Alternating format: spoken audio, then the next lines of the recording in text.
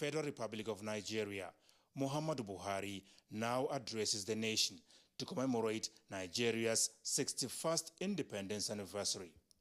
Mr. President.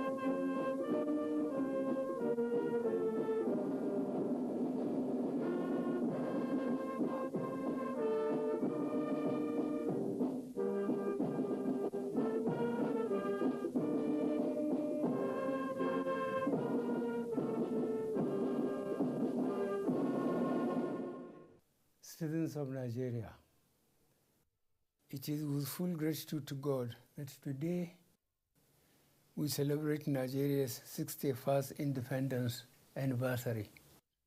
For 1st of October 1960 to happen, all hands were on deck. East, West, North all came together to celebrate freedom.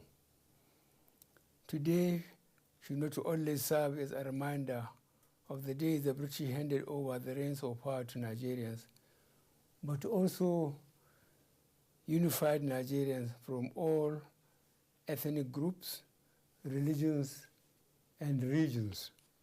Today, despite the challenges we face, most Nigerians still maintain the spirit of 1st October. That positive outlook and determination to make Nigeria a peaceful and prosperous nation. It is due to this collective attitude that Nigeria doggedly continues to remain a united and indivisible nation. Fellow Nigerians, the first 18 months have been some of the most difficult periods in the history of Nigeria. Since the Civil War, I doubt whether we have seen a period of more heightened challenges than what we have witnessed in this period.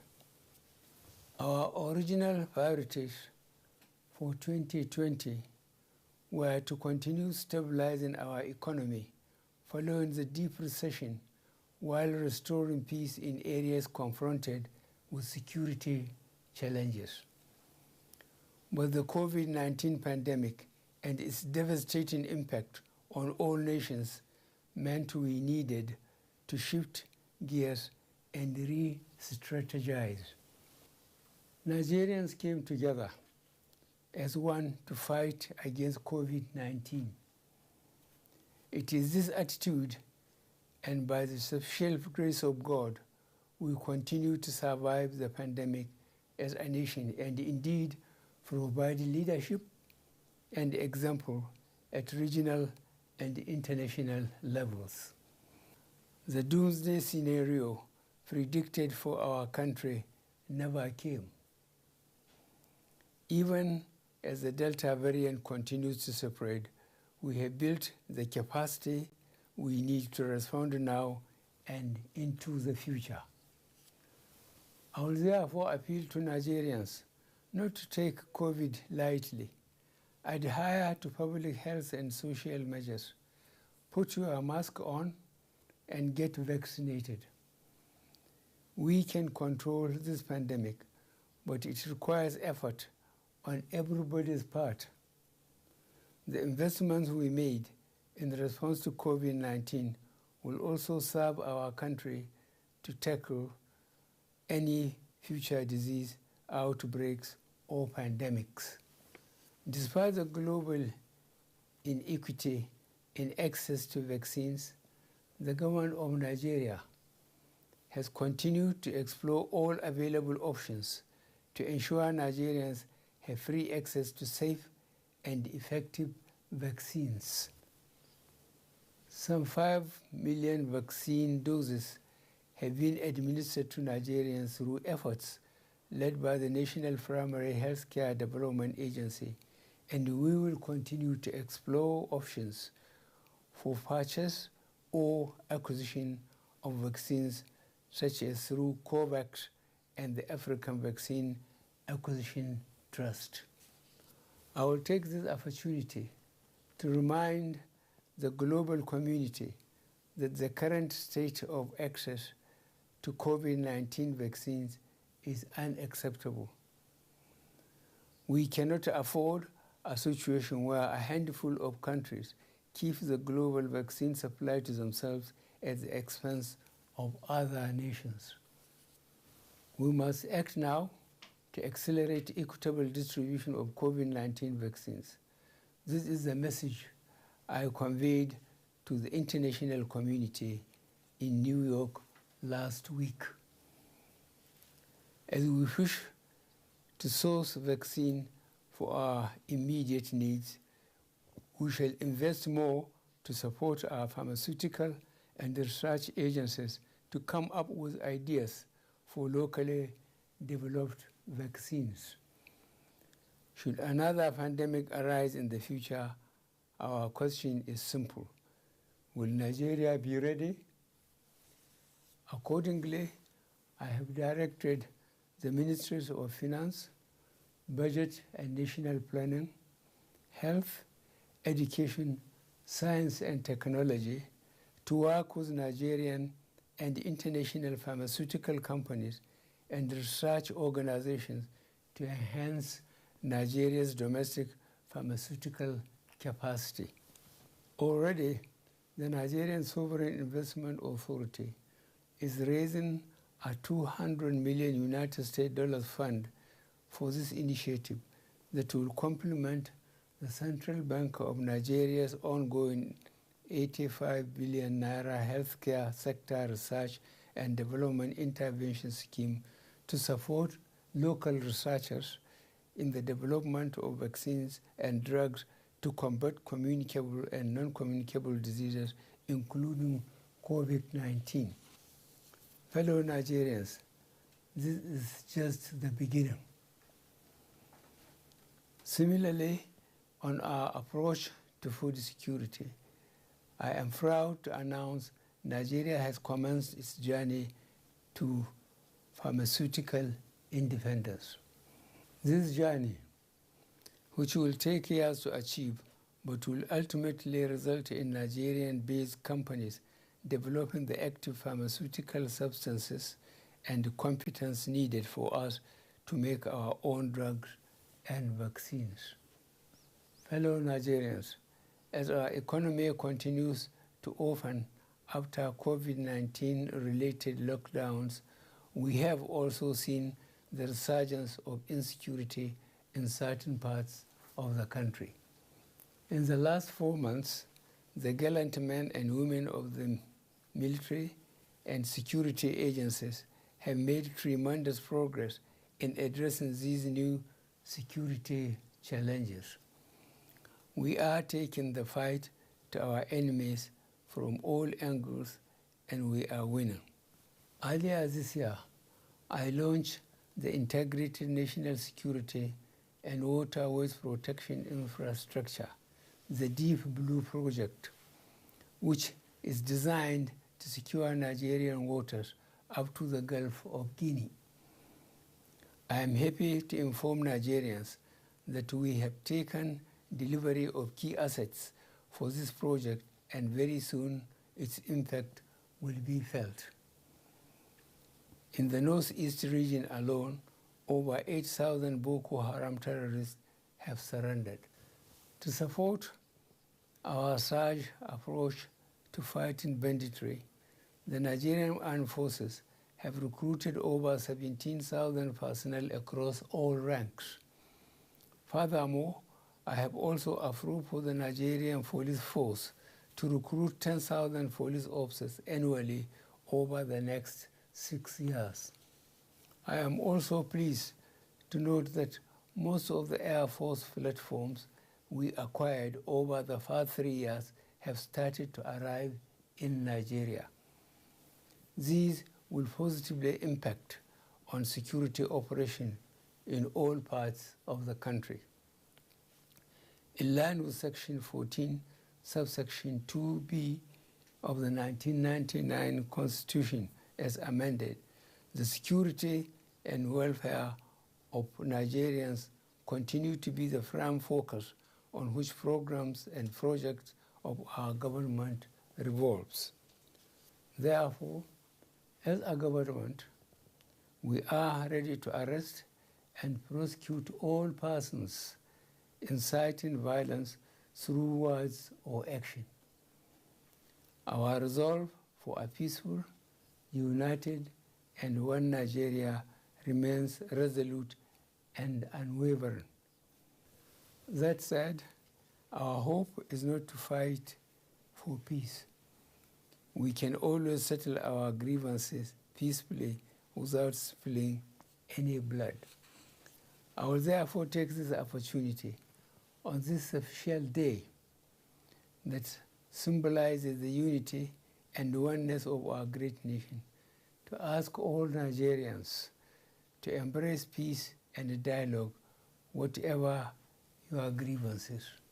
The seeds of violence are planted in people's heads through words. Reckless utterances of a few have led to losses of many innocent lives and destruction of properties. Such unfiltered and unsubstantiated lies and hate speeches by a few evil persons must be stopped. Our media houses and commentators must move away from just reporting irresponsible remarks to investigating the truth behind all statements and presenting the facts to readers. We must all come out and speak against the lies being peddled. At this point, I would want to sincerely appreciate the large number of our traditional, religious, and community leaders, as well as other well-meaning Nigerians who, in their various fora, are openly spreading the message of peaceful coexistence and conflict settlement through dialogue in their respective communities. Nigeria is for all of us. Its unity is not negotiable, and its ultimate success can only be achieved if we all come together with a common goal of having peace and prosperity for our nation. We shall continue to work on dialogue-based solutions to address legitimate grievances,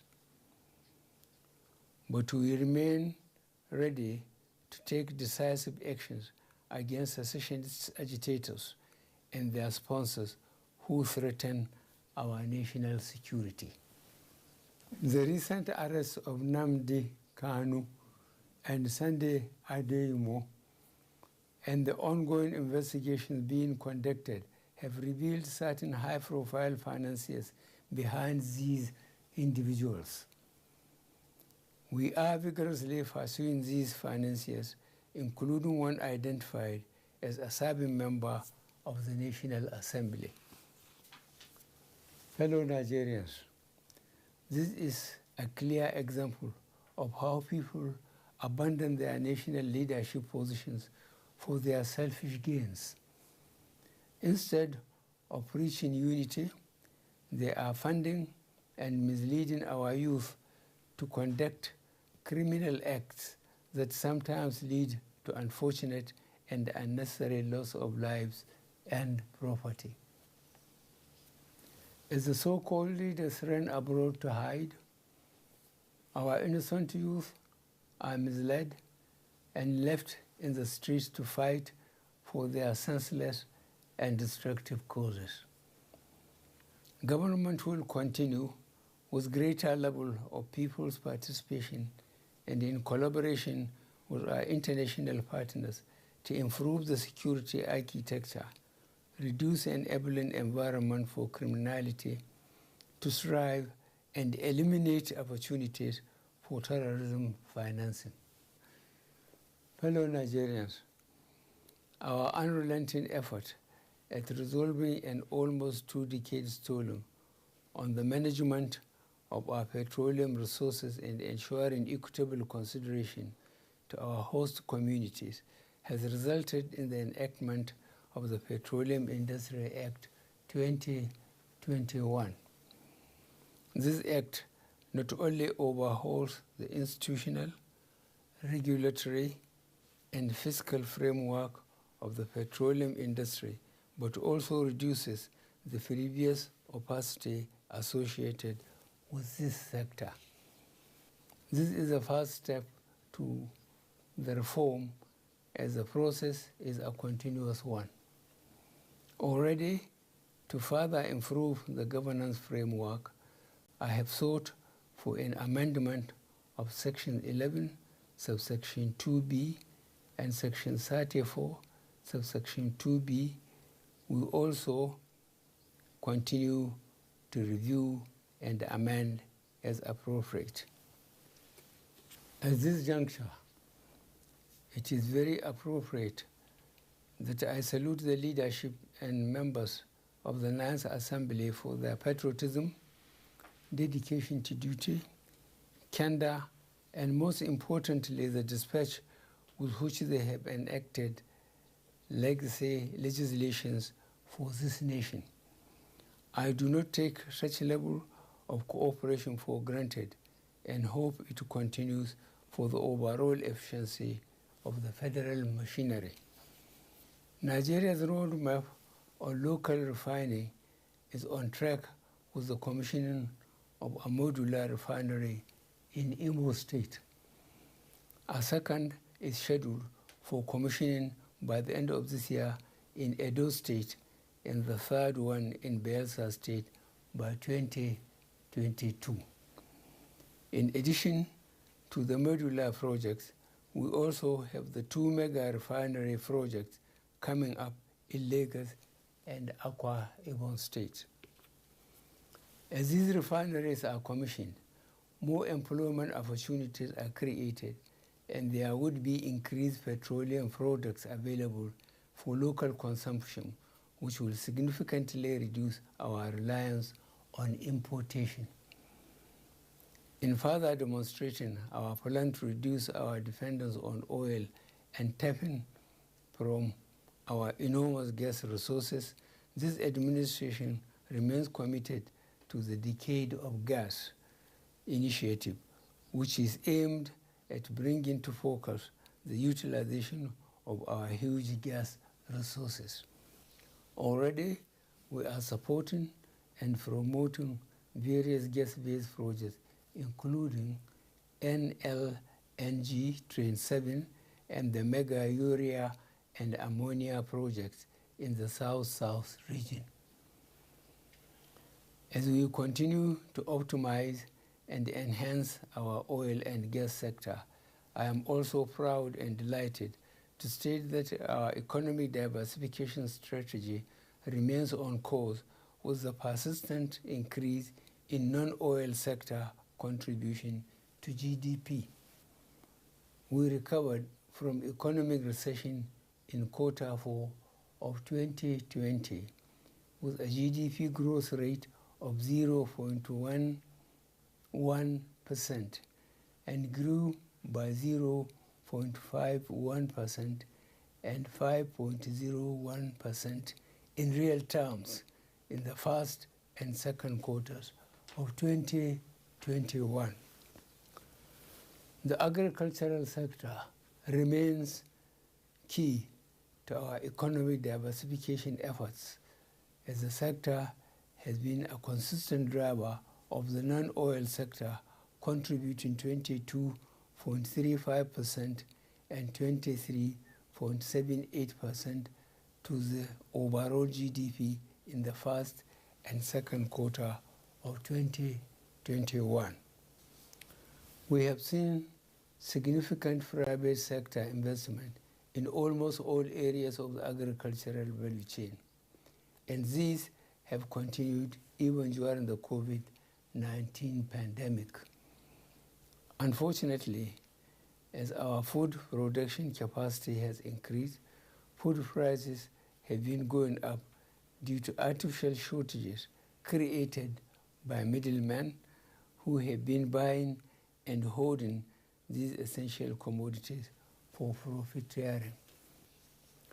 To address this, I am hereby directing the Ministry of Agriculture and Rural Development to rehabilitate the National Food Reserve Agency and also work with security agencies, the Nigerian Commodity Exchange, and the National Assembly to find a lasting solution to these disruptive and unpatriotic hoarding activities.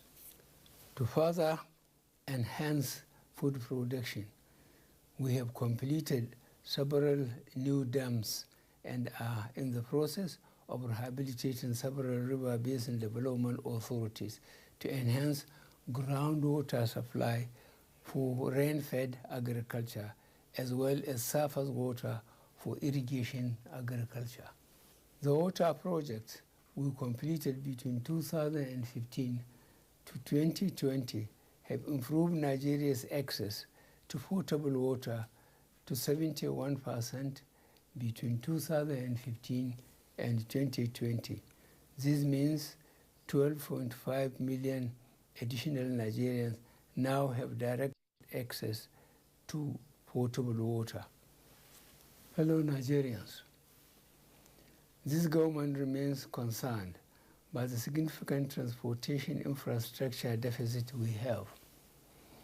Addressing the challenges our commuters and lorry drivers face on the motorways is still a high priority to us. To complement our budgetary allocations, the Prudential Infrastructure Development Fund and the Road Infrastructure Development and Refurbishment Investment Tax Credit Scheme, we recently established a 15 trillion naira infrastructural corporation of Nigeria Limited, which is expected to begin operation by the fourth quarter of this year. Infraco will also focus on leveraging resources on a public-private sector basis for infrastructural development in Nigeria. We hope through these innovative programs, the additional cost burden on individuals and businesses because of inefficient logistic operations will be reduced and ultimately eliminated. We currently have over 13,000 kilometers of roads and bridges under construction all over the country, of which a fair percentage have been completed. As we fix our roads, we also continue to extend and upgrade Nigeria's railway network with the notable opening of the Warri to Itape standard gauge rail line. To increase capacity, we have introduced more locomotives, coaches, and wagons, including the establishment of our wagon assembly in Kajola, Ogun State. The seaports, however, still remain problematic. The effect of our various interventions to reduce the gridlock and inefficiencies have been slower than expected. However, the implementation of the electronic call-up system, as well as the conversion of the Lily Pond container terminal to a vehicle transit area will further enhance the ease of cargo evacuation. Our prioritization of developing Nigeria's digital economy has positively impacted the contribution of the ICT sector to our GDP. We hope our present efforts to ensure all Nigerians use a national identification number, as well as our planned rollout of the fifth generation network technology, will ensure we stay in line with the global innovation curve as a nation. As we embrace the digital economy in Nigeria, we are fully aware of the prospects and the perils. Our policies have been developed to enable Nigerians to take advantage of the prospects and avoid the perils of digital technologies.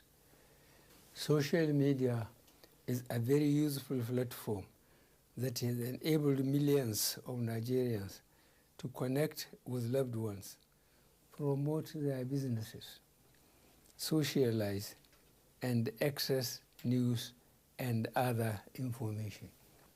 However, recent events have shown that the platform is not just an innocuous platform for information dissemination. Rather, some users have misused the platform to organize, coordinate, and execute criminal activities, propagate fake news, and promote ethnic and religious sentiments. To address these negative trends, the federal government of Nigeria suspended the operation of Twitter in Nigeria on June 5, 2021, to allow the government to put measures in place to address these challenges. Following the suspension of Twitter operations, Twitter Incorporated reached out to the federal government of Nigeria to resolve the impasse.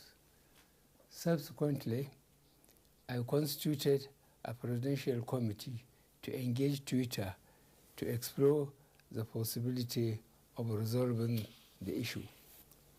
The committee, along with its technical team, has engaged with Twitter and have addressed a number of key issues. These are A, national security and cohesion; B, registration, physical presence and representation; C, fair taxation; D, dispute resolution; and E, local content.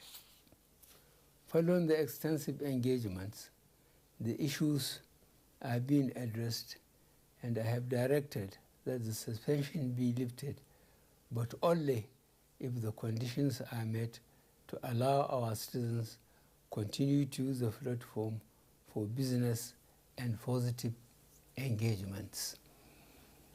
As a country, we are committed to ensuring that digital companies use their platform to enhance the lives of our citizens, respect Nigeria's sovereignty, cultural values, and promote online safety. Nigeria's progressive diplomacy continues to manifest through growing numbers of highly placed Nigerians in positions of regional and global influences. Very recently, Nigeria won election for the position of Commissioner for the Expanded Political, Peace and Security Affairs of the African Union. Our persistent calls for a reorganized and reformed ECOWAS to make the organization citizen-sensitive paid off with the acceptance by the authority of heads of state and government of ECOWAS to commence the agreed reforms in the organization ahead of the next election of the organization principal officers in December this year. As the African Development Bank, World Trade Organization, and indeed the United Nations footprints of Nigeria's diplomacy are clearly evident. We remain confident that our goal of lifting 100 million Nigerians out of poverty in 10 years is achievable. Considering the positive impact of our social investment programs, I recently approved an increase in the number of N-Power program beneficiaries from 500,000 to 1 million. Out of this, 510,000 have started the program, while the competitive selection process for onboarding the outstanding 490,000 beneficiaries is in progress. The National Homegrown School Feeding Program is currently being implemented in 35 states of the Federation and the FCT. Over 103,000 women have been engaged and empowered as cooks under the program, while about 10 million pupils are being fed across public primary schools in the country. To grant increased access to credit to the most poor and vulnerable, I have directed an increase in the disbursement of government enterprise and empowerment program loans to an additional 1 million beneficiaries, laying more emphasis on the smallholding farmers through the Farmers' Money Program. Fellow Nigerians, for far too long, we have neglected the centrality of the civil service as the engine of governance, and this has manifested in ineffective service delivery. There is widespread discontent and disillusion about the efficiency and probity of our civil service. It is for this reason that we are refocusing the Nigerian civil service to provide world-class service to run our country. The youth of this great country remain propellants for our today and provide guarantees that we will have a secure tomorrow. It is for this reason that I remain focused on expanding opportunities for their participation in politics and governance. Recent appointments of young people into positions of authority and their track record so far gives me confidence that we need to bring more of them into governance, and this I promise to do. More specifically, to encourage girl-child education, female scholarship schemes, life skills, and digital literacy skills to boost girls' enrollment, retention, and completion of schooling are all initiatives put in place to ensure gender balance in appropriately positioning our youth for positions of leadership. The commitment of this administration to the well-being of people living with disabilities remain unwavering. Government recognizes their contributions to development, and I have, in this regard, directed all relevant government agencies pay special attention to the peculiarities of different abilities in the implementation of policies and programs. Rape and gender-based violence remains a sore point in our nation, as in many countries worldwide, and this was worsened during and after the outbreak of the COVID-19 pandemic. We are currently engaging heads of courts to establish specialized courts for the speedy and seamless trial of rape gender-based offenses, especially to ensure that justice is done for child victims of sexual violence. On the other hand, work has advanced in the reformation, reintegration, and reunification of minors involved in one crime or the other.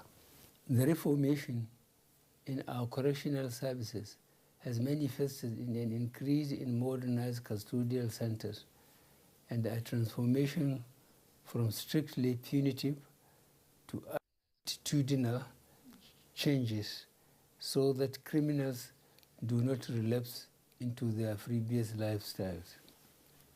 As we begin to celebrate our 61 years as a nation, we need to be conscious that Nigeria does not start and end with the federal government.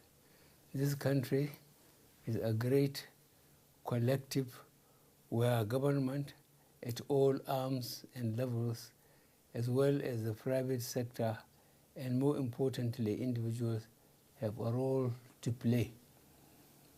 In particular, security is a bottom-to-top undertaking. Joining hands and hearts together would enable us to secure ourselves and our country. I fully understand the anxiety of many Nigerians on the inability of this country to go beyond a never-ending potential for becoming a great nation to an actually great one. A lot has been achieved in the last 6 years on many fronts, in infrastructure, social care, governance, Nigeria's image and influence in Africa and the international community. But critics misdiagnose incremental progress as stagnation. Since coming to power, this administration has tackled our problems head-on in spite of the meager resources. No government since 1999 has done what we have done in 6 years to put Nigeria back on track. We shall continue to serve the country, listen to all, and protect our democracy and the country. Thank you all, and God bless the Federal Republic of Nigeria.